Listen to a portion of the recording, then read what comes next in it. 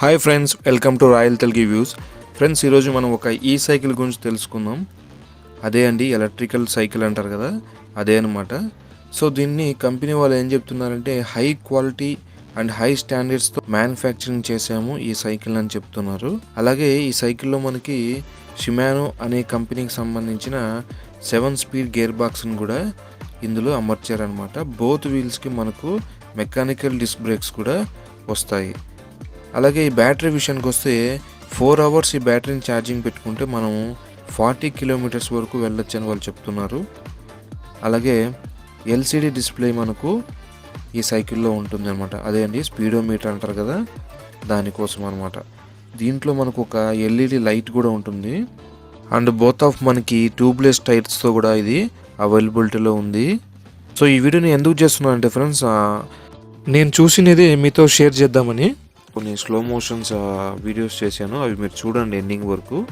So చూసి అది ఎలాగుందో నాకు కామెంట్ సెక్షన్లో మెన్షన్ చేయండి.